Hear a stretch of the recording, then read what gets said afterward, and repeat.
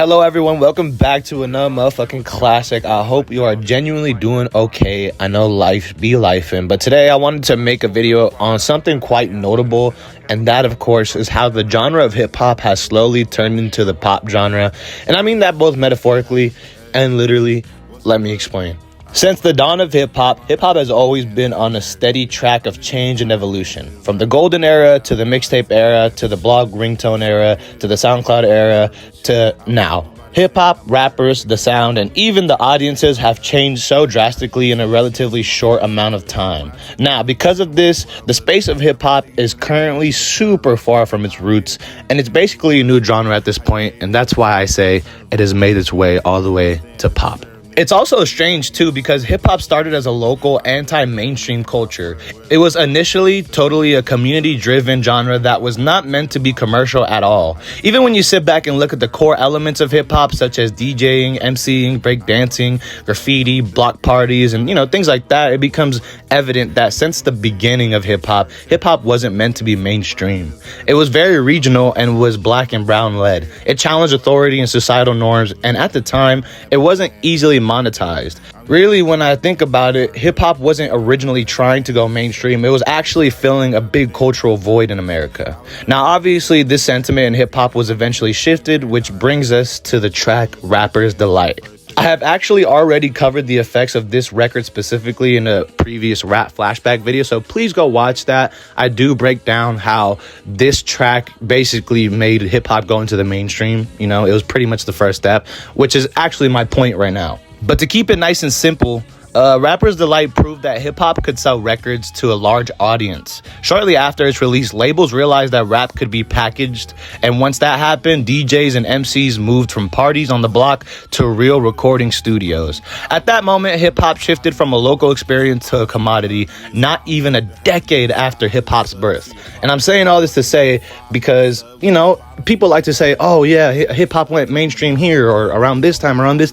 It has always been on the track to going mainstream, if we're being honest. That being said, it took years and years for hip-hop to fully accept that aspect of the space because early recordings of hip-hop were already diluted a bit to make a more palatable experience, showing the first signs of compromising for mainstream or pop appeal. As we go further and we move into the mid to late 80s though, we get the time where major media exposure for hip-hop started, which was essentially the next step for hip-hop to become pop. Some of those key platforms include magazines such as Vibe and The Source, Yo MTV Raps, radio shows. All these kinds of programs and platforms made the general public a lot less fearful of hip-hop, which makes hip-hop acceptable to a broader audience. There really wasn't a better time to do these kinds of things besides the golden era due to how intellectually respectable and culturally necessary that music was. At that time, those tracks really meant something. That being said, it was during the early 2000s when the industry fully invested, aka the next step into the pop mainstream. Around this time, major label signings skyrocketed and they were being very strategic when it comes to marketing. On top of that, these major labels were giving way bigger budgets, which was new and was usually allotted to pop acts. So even very early on, hip-hop has been on that way, like I've been saying.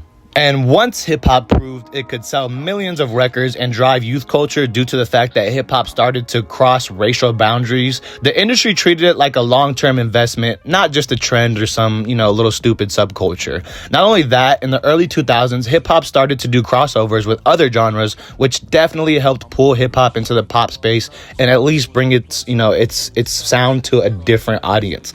Some rappers started collabing with pop producers. Some rappers slowly started to adopt some tactics from pop music. Along with that, R&B was also on the rise. So during this time, hip-hop acts would make classic records with R&B singers, which created tracks that were easier for a pop audience to actually appreciate, and it was easier for them to make their way into hip-hop that way.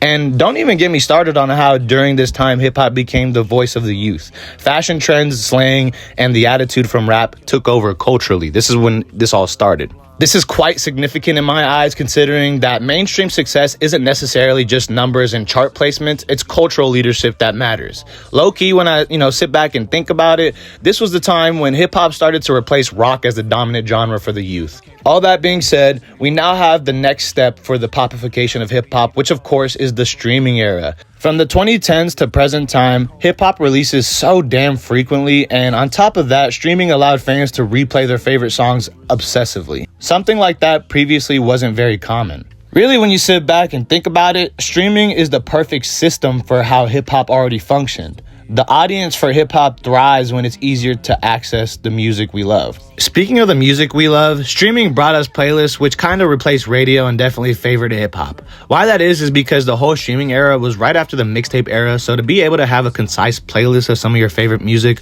was already in favor, and it really increased how much the audience already listens. Now, all of this sounds well and dandy, but hip-hop's journey into being pop has a good amount of trade-offs. It's amazing that hip-hop gained global influence, financial power, and cultural dominance, but it's not so amazing that the space of hip-hop has gotten controlled by corporate labels more and more throughout the years. On top of that, in order for hip-hop to go mainstream, it had to universalize language, remove cultural barriers, and reduce its grit or rawness, basically make it way more palatable for white folks. Hip-hop became less about where you're from or if you can actually rap, and more about does this work for a large audience? And that's some good old pop music logic. But easily, one of the worst trade-offs for hip-hop becoming pop is the absolute loss of risk-taking when it comes to the music. You see, for a long time, underground and early mainstream hip-hop thrived on reinvention, experimentation, and a little bit of controversy. And of course, real MC skills, real rapping ability. But when hip-hop is starting to run on pop tactics, it starts to demand safety, predictability, and a dumbing down of culture and sound. I personally think that's kind of what's holding hip-hop back in the current time.